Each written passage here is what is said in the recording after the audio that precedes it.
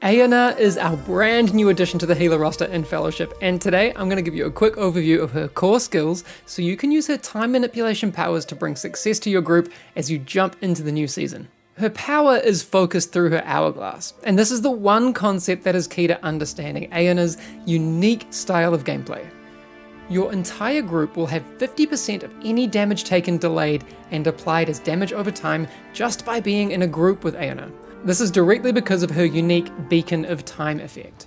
Now this delayed damage is going to be represented on your health bars as a stagger effect, and you'll clearly see this demonstrated as we progress through this video. I thought it would be cool to show you how Aeona's toolkit works in our new drop-in drop-out space, the Woodland Glade, a perfect place to try out new heroes and unlock your kit while you wait for your next dungeon queue. With that, let's take a look at her first 4 abilities. First, we have Time Shard, which will be a great filler for your rotation. But what's interesting to see here is the Time Shift effect, which will look at any damage you deal and use it as healing for allies because of your Beacon of Time. It will also generate your secondary resource, Krona. Then we have Splinter of Time, which will apply a dot to at least one enemy. The Time Shift effect exists here too, as well as the next 2 abilities. So let's take a look at Erode Vitality, which is going to be a larger single target dot. And then we've got Temporal Barrage, which is awesome to pump out some damage, so you'll want to keep this one on cooldown for sure. It generates a lot of Krona as well, so we'll use that later. As we take on this Boreal Wolf up here, you won't see a whole lot of stagger, because I'm just generally not taking a whole lot of damage from this mob. But do take note of the combat text. Damage out means healing in, and this would also be applied to my whole group. The next ability we have here is Time Mend, and this is going to be a great single target heal, but 50% of the healing is represented as stagger in their Beacon of Time.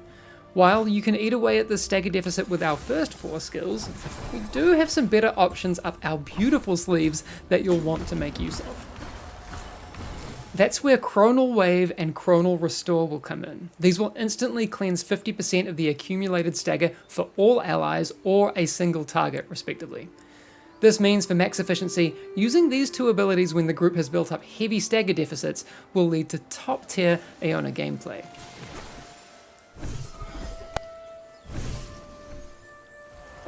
Krona Burst is going to be a great way to do some quick damage and healing at the expense of our Krona resource. Best not to sit around with a full Krona bar when you could be topping up your allies and taking out the enemies even faster. We then have our staple Undo Magic to get rid of some very important effects from our allies, and then our Spirit ability, Absolute Stasis, which is effectively going to freeze time for the health of your group for 6 seconds so you can focus on doing as much free healing as possible to keep your whole team alive. Aeona coming to Fellowship is a dream come true for us, and we hope you'll agree she's going to be a perfect addition to the roster. We'll be eagerly awaiting your feedback as you test out all your own builds with the talents and gear and discover legendary items that change the way you master time with Aeona. We'll see you in game.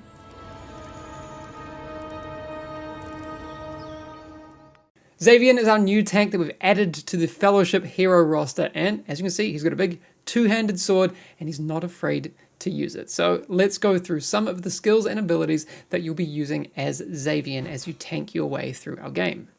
So first up, we've got Xavian's first ability, which is called Sunstrike, and it's going to be a great filler since it stacks a debuff on enemies that, when consumed with his third ability, will give you back some much needed mana. More on that soon.